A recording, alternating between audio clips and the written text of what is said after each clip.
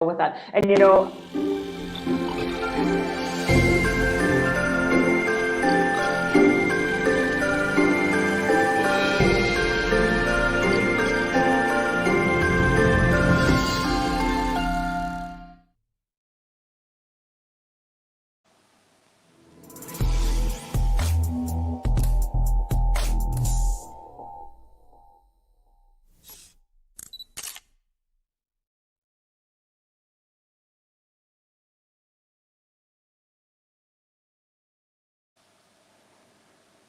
good morning, Anne, and we are live. Good morning to everybody joining us this morning. Some people will have been doing some exercise classes this morning with the ladies from Sculpt, and then some yoga before they chill out now, hopefully with a coffee, and listen in to us as we chat through life and living and all that comes with that. You're very welcome, and thank you for joining me, and thank you to our viewers for watching in as well. And I'm going to let you introduce yourself. Always an easier one to let someone introduce themselves than, I guess, get someone else to do it. So I'll hand the hot seat over to you. Yes, the seat's feeling quite hot here. Hello, everybody. Hello, Joanne. Thank you very much for asking me to come on. So my name is Anne Harper, and I am a mum of 3 children, and I am a musician, and I am figuring out this weird time with everybody else at the moment. So yeah, just happy to be on and having a chat, and sick of screens. Yeah, I'm going to have my prescription. I've got an emergency optician's appointment to go and have my prescription checked because I just cannot cope with the screens anymore. So yeah, a digital detox is required, but it's kind of hard times, isn't it, for that? It absolutely is. I think, you know, it's been the one thing that we're, I suppose, relying on in terms of communication at the moment. And I just read an article this morning actually around gardening and what it is that, you know, so many people have turned obviously to gardening and cooking and baking and a lot of those types of activities. And they were saying that, you know, they're a lovely kind of counterbalance because of the tangible connection to something real in what has become a very virtual world. So, but as you say, we're kind of, it's about, I think it's like always, it's about trying to find the balance and making sure that when the pendulum swings too far one direction, we kind of take our opportunities to swing it back the other way. And I know, I think yours was kind of one of the first, I guess, responses that I saw, and you moved to running online music classes because that's one of your roles as a musician. You also teach music. So fill us in on how those have been going and what that's. They've been going well, actually. The reason I started them was, I have small children, and suddenly to be not at school when you were expecting to be at school is quite disorientating for small people, and they do well. I mean, I'm a very sort of, we're quite flexible. We're not terribly rigid or scheduled as parents, but there are certain norms, and those all kind of disappeared. And so I felt really sort of quite early on that music is a really good way of. I teach classroom music, so I go in and do Key Stage 1, P1, P2, P3 classroom music. So I sort of see them from 4 till 8, and then I'm actually seeing them for a bit after that now as well. But so I can see the benefits. I can see how it improves confidence and improves emotional. They can talk, express themselves better. And I just thought it was really important that we had an outlet for kids during this time, and maybe something that was a bit more scheduled as well, so they could turn up and know that they were going to have their music class at 11 on a Wednesday or whatever it was, and provide a little bit of structure to a week, you know. So that's the reason I started absolutely. I think.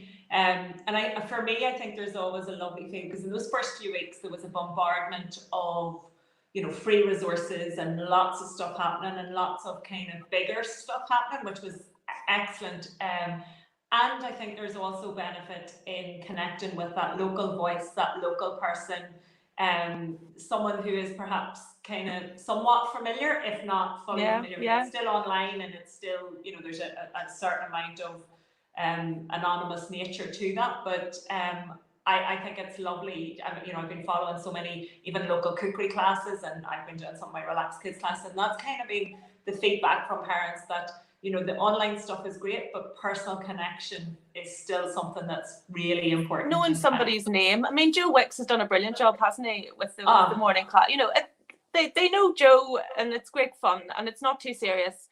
And I think especially for younger children, having somebody that they can, they know their name and they know their way, and they have a certain amount of regularity in the class. It's not the same every week, but there's certain things that you can expect to have, and they really do benefit from that, like any child does.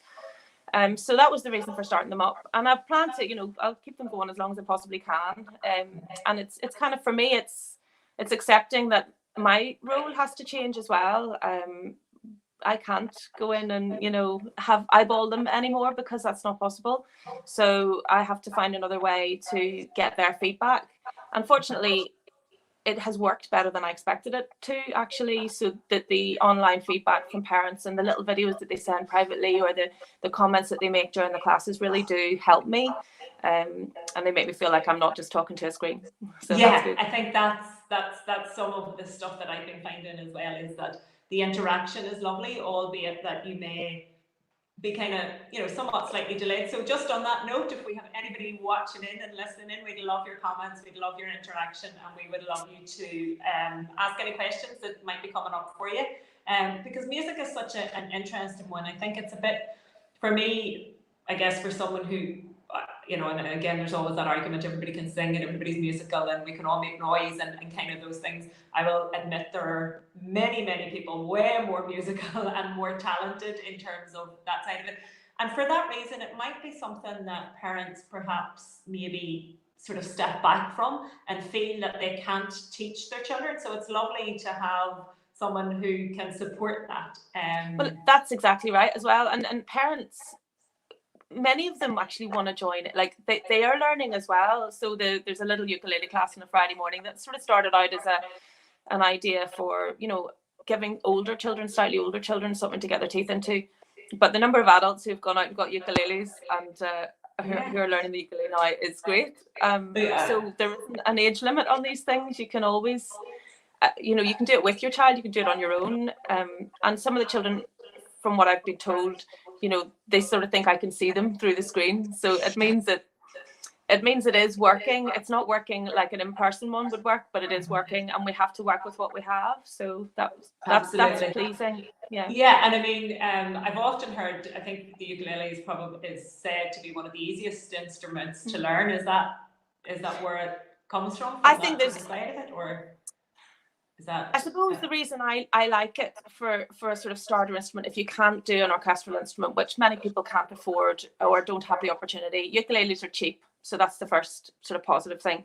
But it also allows children to continue to sing. So when you start sort of singing at age 4, age 5, and they begin to use their voices, that's great. You don't want to kind of stop that when you get to 7 or 8 and suddenly here's something to put in your mouth and shut up. It's great to be able to continue that singing and play as well. So I like that aspect of it. I'm an orchestral musician by profession, so I am all about learning kind of other instruments, but I was going to say real instruments, that's not fair, but I do think that there's something to be said for the number one thing is to have fun. It doesn't matter how good you are, it doesn't matter, it's the taking part, and it's the doing, and I think that human beings, all of us, are designed to make music in groups. It's part of our DNA, and we kind of get all funny because they're a professional and I'm no good at it. And actually, ukulele's not really about that. You've seen the big ukulele jams and they're fantastic. They're about having fun and making music with other people. So that's got to be the starting place. And then when you've got your confidence up, you can try something else. And then you can refine that, but you've got to start with the fun. Yeah, I know Brezzy has been doing an incredible ukulele project in the south, so he has managed to secure funding for like thousands of ukuleles to send out to older people as well. Yeah, exactly. And it isn't just about young people. I mean, ukulele is very accessible. The only thing I would say is they come in different sizes. So if you've got quite big hands, or if you've maybe got a bit of rheumatism or something, you might have to make some adjustments. You could get a slightly bigger ukulele because they do come in different sizes. So, there are ways around these things. But I would say in terms of learning it, it's very straightforward. You can learn it. My 8-year-old's singing away with her uke now. So yeah, I mean, so I would say it's easy. You might inspire me on that one. And I guess, and you talk there about kind of being in groups and making music and it being in our DNA. And I know that's something that you are incredibly passionate about. Our landscape, nature, our history, our origins, our roots, and everything that kind of makes us who we are. And it has been an interesting time for you exploring some of that stuff. So I've been following those Absolutely with quite some interest. Yeah, well, I moved back to Northern Ireland in 2004 after living and working in Scotland for a while, and gradually ended up kind of moving closer and closer to where my granny lived and my parents now live. And I have family that go back in this part of the world a really long time, and so I started doing a bit of looking into the family tree and all of that stuff. But of course, I've known this part of the world my whole life, because even though we travelled around a lot, this was sort of the centre that we kept coming back to. So I find it really inspiring to be back here and living and bringing my kids up here. It feels good. It's right. And I take a lot of inspiration. I never thought I would compose anything in my life. I wasn't a composer. I was just a machine that read notes and played them.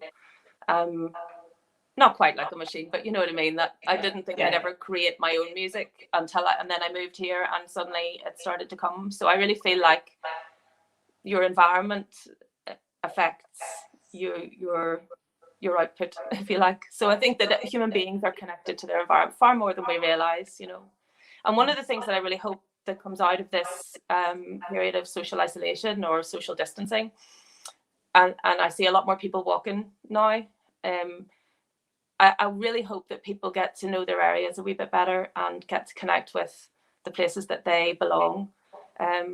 Because I think we've lost a wee bit of that. We jump in the car and we don't talk to our neighbours as much, and we don't kind of get to know the landscape as well on foot it's so different when you walk compared to when you drive. So I'm optimistic that lots of people are being inspired now by being forced to stay close to home, Mm-hmm. Yeah, and I guess that's a really interesting one when we talk about our roots, because so often in the past, and it's a statement rather than any judgment or any observation. It is what has been happening. Children have been heading off to other countries for holidays and various different things, and really missing that beauty and that connection with what's on their doorstep. And I've seen so many pictures, beautiful pictures of families exploring local sites and just getting out, looking at local history and exploring what's really, really here on their doorstep. And because we have so much. Absolutely. There's just so much history. I mean, living here in South Armagh, South Joanne, like there's so much history, and so much that even ancient history, because I think we forget that when we look back at our history, many of us go back to kind of what we remember, but it's remembering all of the history before that. And in particular, I was following some of the stuff yesterday over the last few days from the Hill of Ishnock, and as someone who's interested in kind of sacred sites and things like that, I've been loving the opportunity to explore some of those that are lesser well known and literally on my doorstep. Within walking distance. Such a great way to connect. You see, for me anyway, the way I perceive the world, the people have been experiencing this environment for a long time, so we're connected with our past through the land, because we're living in the same world, in the same topography, in the same hills that they lived in. And if you spend time looking and you look at the horizon and you look at the sunrise and the sunset and you follow that for a year or two, you pretty soon get to understand how other people live their lives. And especially now, we're all at home, where we're sort of, many more people are planting vegetables, and they're spending time in one place, and it changes your whole perception of the world. Are you still there?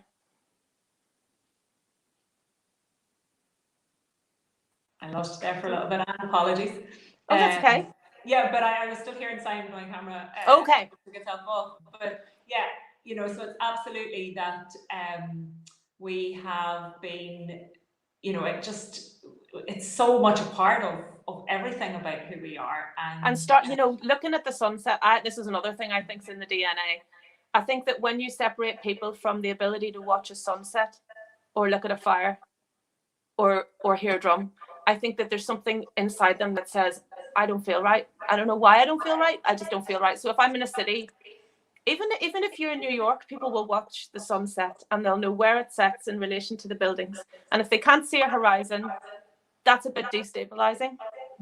And I really think that we have to maybe try to, maybe in planning and so on, recognize that those are needs, that they do relate to our mental health on a very subtle level, a bit like the moon affects, you know, women and plants and other things. You know, it's the same when you talk about fire and you talk about the sun and, you know, all those things. They're really important, I think, but we just don't really understand why.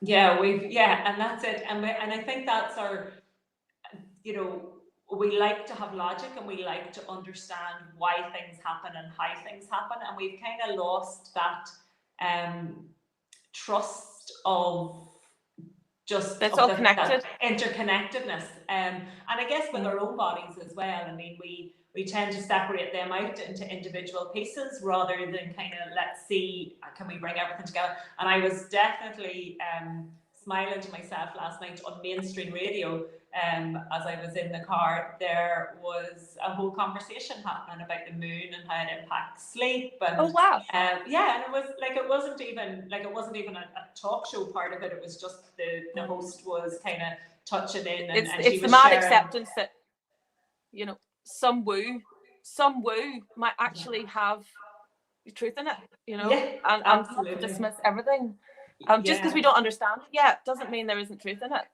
Yeah, and so for me, living here, looking at these hills and spending time in the places that my grandmother, my great grandmother, and my great great great grandfather, this place where they lived, it connects me to them, and it connects me to even further back. At least that's how I feel, and that makes me feel good. It makes me feel part of a continuum, which I find comforting. So yeah, and I think in this time, you know, so many people, I've been hearing so many people talking about feeling powerless, feeling disconnected, feeling all of those things, and yet everything that we're talking about there can help to bring us connection. And as you say, you know, I often use that line as well. You know, that idea, it makes me feel good. So it's kind of, and you know, that can sound a bit, oh well, it makes me feel good, but I'm kind of the opinion, if something makes me feel good and it doesn't harm anyone else in that feeling good, then it's actually okay. And I'm also okay with being told that, you know, there's no truth in it. Like if I get to the point where I discover that it's, because I'm not so fixated on being right. Yeah, I guess, and that's kind of, you know, I shared a piece the other day on my page about magpies and about the symbolism and different things like that. Now, someone might read that and go, she's absolutely lost the plot. Like, you know, she's taking messages from magpies, whatever. And yet, you know, you mentioned magpies, or how many of us see a magpie and think, oh, where's the other one? Or, you know, one for sorrow, two for joy. Like it is, a lot of these things have been so deeply ingrained in who we are that often we don't even recognize them. But if it feels good to see two magpies, well then it feels good. It's not really. Well, of course it's nice because those are happy magpies, and that makes you happy, you know. Yeah. And a sad magpie might make you feel a bit sad. Is there anything more to it than that? Yeah. Who knows? I do think that there's a massive. I think Carl Jung was a very interesting philosopher, and his philosophy was of a collective unconscious, so my unconscious mind connects to all the unconscious minds, and I wonder, for myself, if there's a grain of truth in that. And I mean, I have a twin sister, and she lives in Sweden, and we have experienced strange connections all the way through our life, you know. The sensation of pain or knowing when something wasn't right. It doesn't happen often, but it has happened, and that's not logical. You know, it doesn't make any sense. The science, but it is interesting. You know, people are researching into it. The Twin Research Unit have done some research into it. So there is something in it. We just don't understand it yet, and I don't understand it, but it happened. So yeah, you have to accept that it did. And I mean, I guess even the very fact that we exist isn't very logical. There's there's science behind how from two cells another human is created, and how that we can kind of look at how the development process happens, and we can, analyze all of that. But there still has to be an element of kind of the unknown or the miracle or the that goes, actually, it really defies kind of logic that you can bring two cells together and inside the womb of a person that develops arms and legs and eyes and nose and mouth, and a lot of the time I get quite fascinated with the whole DNA thing, because I think I can sort of somewhat get my head around eye color programming, for example. I can understand that, okay, that's a little bit of coding and that hits there and that's eye color and that's hair color, and those bits are quite, specific. What really fascinates me about that whole thing and that whole journey is how, a cheekbone can form the same shape on a grandparent as it is on a grandchild. I know. But what I find amusing about DNA, and you probably, might remember this, for years, like in the 1980s, they used to say, well, we have DNA, but 90% of it is useless. There's 10% of it that we know, but they just didn't understand 90% of it. Why not just say we don't know what 90% of it does? So now instead of saying it doesn't do anything. Yeah, I reckon it does quite a lot. Yeah. But we haven't figured it out yet, so it doesn't do anything. I would love to see science. And I have a lot of respect for science, but I'd love to see people go, God, I just don't know. More research is needed. Yeah. Keep an open mind. We're uncovering, we're finding things out all the time, rather than, I guess, as you say, being so fixated on kind of hard and fast rules, because as we know, there was a time when scientists believed, or the scientists of the time believed, the earth was flat, and then they found out a little bit more, and now we believe it's round. I mean, we may find out a little bit more. We do the best we can with the information that we have at the time, but I just feel like sometimes where there's a tendency to say, well, I don't understand it, so it's not real. Well, I don't understand, like you were saying, how a baby forms, but it definitely happened. At least, it happens quite a lot, so it's definitely real. Yeah. And I think it can, I often use those analogies even on simple levels of, I don't fully understand how we can be having this conversation right now. Like, how I can see you can see me, and thousands of people watching in can see me and see you and be part of this. And, it's all, we're real time, it's communication, all of those things. And I don't fully understand it, but it doesn't stop me using it. Or knowing that it actually can. So just on that topic, actually, on the topic of the internet and screens and having this conversation and this technology, which has enabled us to, as you say, to connect and communicate. But the one thing that occurred to me this morning, with my eyes annoying me and getting ready for this optician's appointment in full PPE later on, is that my ears are crying out. I need to listen more. I need to shut my eyes, put my headphones on, and go into my ears, because my eyes are so busy. Do you know what I mean? It feels almost like that we have, and some of the really great musicians, many of the great harpers in Irish, the harping tradition, many of them were actually blind. It was a great line for a blind harper. There was quite a few of them, and they had great ears, and they wrote great music. And I do think sometimes becoming so fixated on this screen and stuff, we're forgetting that the birds. Well, a lot of people are talking about the bird song, but there's sound all around us as well, and taking time to really appreciate beautiful music without a video. Videos are great, but just music, just listening. I suppose I call it mindful listening in my classes, but listening is a skill. And it's interesting because I had Richard Moore on 2 weeks ago, and Richard is blind and has been blind from he was 10 years old, and he would talk about how he experiences the world very different to to those of us with sight. And I guess the that whole experience of just dropping off, taking a sense off, because our ears, I often say, even from a fear perspective, we will always hear and smell danger, much quicker than we'll see it. So from that fight, flight or freeze response, our sense of hearing and our sense of smell are really, really vitally important for soothing. And I think there is almost an automatic response in people that we know that. I mean, if I'm listening to a particularly beautiful piece of music, even if I'm visually there, even if the artist is sometimes in front of me, I will instinctively, intuitively close my eyes to connect with that and I guess kind of on a deeper level. I think that some people do it very naturally, like you say, intuitively, and other people, and especially young children who are living in a very digital world, they need a bit of encouragement, perhaps. Now, in saying that, I have tried in classes, I have played kind of not fast, not exciting pieces of classical music, but beautiful pieces of classical music to very young children who don't know anything about classical music. And the response has been incredible. They will stop and listen and appreciate, and they will have plenty to say about it. But I don't think they get that opportunity very often, and it's really quite moving to see how the intuitive side does come forward, but we have to create a space where that can be nurtured, because it is intuitive. But what happens then if we don't get that opportunity?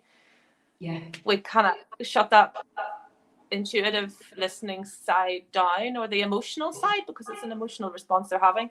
So I feel like it's really important that we do give those opportunities to children and adults. Yeah, and encourage the familiarity with it, encourage that space. And I guess it is, for many children, it's a trust thing, in learning to trust that when their eyes are closed, they're safe and it's okay. And even for many adults, I mean, you can see that in like yoga classes or things like that, where people are invited to close their eyes, and it can be quite sort of disconcerting, particularly in a group. So, I think what you're saying there is resonating with me, because it might be a lovely opportunity for people to try that out at home, in what hopefully for children will be a safe space.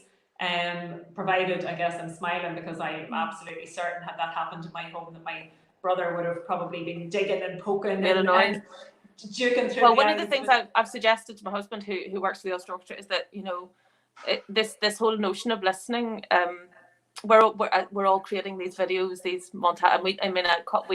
I was lucky enough to be working with Colm Sands quite a lot lately, and he and I have quite a lot in common in terms of the environment and our love of places. And so I was able to sort of put together a video for him and a collaboration that he did with the Ulster Orchestra recently, and that's great. But the notion that we have to have a video to go along with the sound, it stands alone without a video. The video enhances it perhaps for some people, but it definitely isn't necessary. But I do think that maybe taking the risk of putting on a piece of music and inviting young people or older people to just listen. People are so overloaded with information, and I'm included in that. It's almost, you're at risk of being boring. You don't want people to think you're boring, but actually it's a real take that risk and close your eyes and turn off the screen and put the headphones on, and then we really see what music does. Yeah, it's that, as I say, it's the visual stimulus is so active for us. And then I also wonder, with all of the video stuff that's been created and things like that, and indeed, I've had this conversation with Cathal here as well. I said, for the vast majority of people, perhaps we interchange between watching in and listening in, because whilst we're on video here, I suspect that most people aren't actually sitting watching us. They're doing what they're doing, and we may be background kind of noise, and they're listening in there. And it's interesting as well, because I communicate quite a lot through social media, and I shared a piece the other day that had kind of a video attached to it, and I had written some text alongside that, and people commented, and they hadn't read what I had written, and had watched, had commented based on the video, very similar views to what I had expressed in the part that I was. Yeah. And they were always getting into this argument with me, but they actually hadn't read. They'd missed out on that. They'd missed out on my sort of commentary or my Yeah. wording, and And it's easy to do, isn't it? Because the speed at which information is coming along our timelines is crazy, and there's almost a competition to grab attention. So you want, you know, if you haven't grabbed somebody's attention, it's like advertising. If you haven't grabbed somebody's attention within 10 seconds, they're going to scroll on by, you know.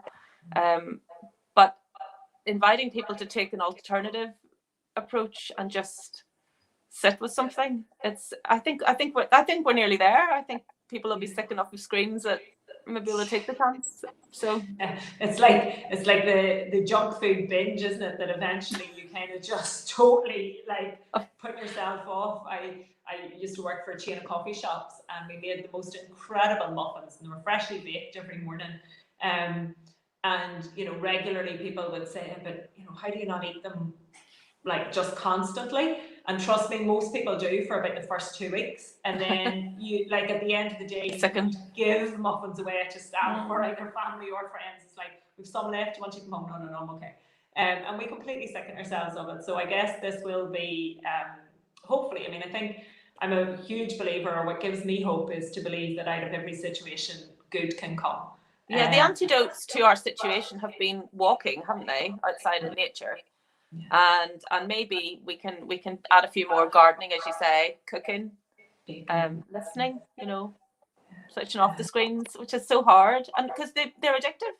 Yeah. Oh, absolutely. And I mean, just a whole, I mean, and again, we can look at all of those things, you know, we can look at ingredients in food put in to kind of create that addictive notion, and we go, oh, I love that, but it's because someone else has identified that we're going to love it, and created that addiction, and the addictive nature of screen, and how that impacts the brain, and all of those things. But yeah, I think hopefully when things change, I would say we're in for quite a different kind of summer than what we may have had kind of previous years.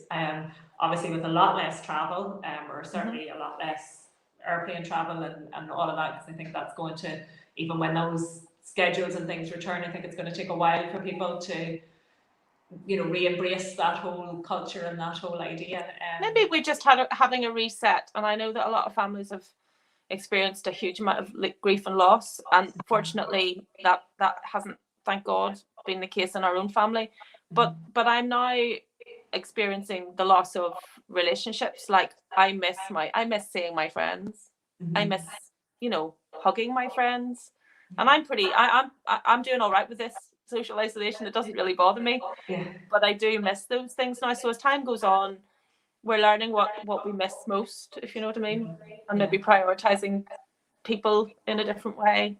But I do feel a bit sad for children, because children do need other kids. You know, my kids have each other, which is great, and I think, but there's some children who don't have brothers and sisters, or you know, anybody to really play with, and that for me, it looks like a bit of a loss. And perhaps space and the freedom, you know, absolutely, the freedom to do that.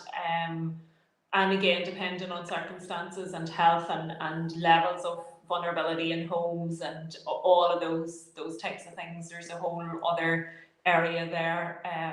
So that's why I wanted to do the classes, because they give them the feedback I've had, especially from special needs kids, is that, you know, that they are very engaged, they look forward to them, and it's also helpful for the families to have this. And I'm sure you're the same, because it's something that is a tool that can help in life. Yeah, just those life skills, that rebalancing, and you know, I think when we go back, and we keep talking about when we go back, or when we go back to normality, I mean, all of those, and I mean, I haven't quite found the term for where I think we're going that sits right with me, because I'm not, you know, and I honestly don't believe, you know, I think we will be in a new time. I think we're already in a new time, and perhaps there's some element of that reminds us that, you know, we kind of only thought we were in control, and actually, you know, now we're learning that we're not, and we're learning very rapidly. You know, many people that I know have been on a kind of a long, you know, almost a lifelong personal development journey, and they've been embracing a lot of these concepts and things like that. And, you know, they've been dipping their toe in and out of exploring change and not being in control, and how that works, and then you control what you can't control, and all those kind of things, and healing and different bits. And for other people, they have literally just been thrown in at the deep end, and they don't know where. Awful, yeah. And so I think, again, we come back full circle. I read a beautiful piece, and I'll actually include it in the comments here. But about how much nature is our answer in all of this. Whatever we believe the reasons are, whatever there's loads of different theories. There's 100. Everybody that you talk to will have a different reason as to what started it, why it happened, how it happened, all the rest of it. Was a collective consciousness, a million different reasons. And yet the answer, or the balm for most of our souls, is really to spend time in nature and to connect. Absolutely. And that's why and I know you are as well, but these places where they are special, where people have enjoyed experiences in nature, surrounded by nature, in the footsteps of their ancestors, these are places that we need to look after for our children, because otherwise we risk their not having them. And then that's really dangerous. What when we've got nothing, no places of connection? I think I genuinely think that that's a huge loss, and I don't think that I'm personally not willing to sit around while those things are taken away for money. Money doesn't last. No, but these places last us. They outlast all of us. Yeah, they've been, and I know you mentioned earlier about watching sunsets and alignments and all of those, and you've kind of been watching one that's been of particular passion, and you've written a beautiful blog on that. Yeah. Would you like to share some of the details of that for us? So yeah, well, no, nothing. I am not an archaeologist. My father was an archaeologist, so my interest in heritage has always been, nurtured through him. And so I kind of, for a while, I wasn't sure which path I was going to go down, whether I was going to do music or archaeology. But I plumped for music, and I'm happy that I did. But the interest and the love of the past and heritage and has never gone away. So I live within a landscape that's incredibly interesting and old here in Drumballyroney, and Knockivey would be the centre of that ritual landscape. And recently discovered partly through kind of having from somebody, you might want to look out for this. So myself and quite a few friends. Well, it wasn't even a tip off. I don't think we didn't know if there was anything, but we thought there might be, and clever people thought there might be. So so we drove around for a couple of years looking for the right spot, and then one day my husband saw a road sign that had the name of the place in the Irish underneath, and we recognised that name as interesting. So then we checked it out with the relevant authorities, and I said, no, that does mean what you thought it meant, which is High Oki, which means, well, Oki was the sort of sun, the horse sun god, the sort of known as the Dagda, the king of the fairies, the king of the Tuatha Dé Danann, and that was the mythological name for Oki. And so he was like the big guy, the top of the tree. So this place is called High Oki. Well, that's kind of an important name. So we checked out to see whether there was any kind of alignment with this hill at the centre of the landscape, and we found out that there does appear to be a very significant alignment at a particular time of the year that's associated with. It's all a bit mythological and complicated, but it's an interesting spot. And there's another very famous place where a similar thing happens, and it was only discovered in the 1990s, and that's down at Croagh Patrick, where the sun appears to roll down the hill on the 18th of April. And in our case, the sun appears to set directly into the cairn at the summit of Knockivey from the direction of High Oki or Daki. So more research is needed, but it's certainly very, for me, these things are very inspiring, and they make me, I wonder just how many people have appreciated that particular thing happening. In the last few thousand years, maybe I got lucky, or maybe it's all just a coincidence. And never mind, it was gorgeous anyway. To the kind of, if it is, that's okay. It looks nice. It's an interesting thing to explore, and it's a beautiful thing to see. Possibility and beautiful to feel that connection.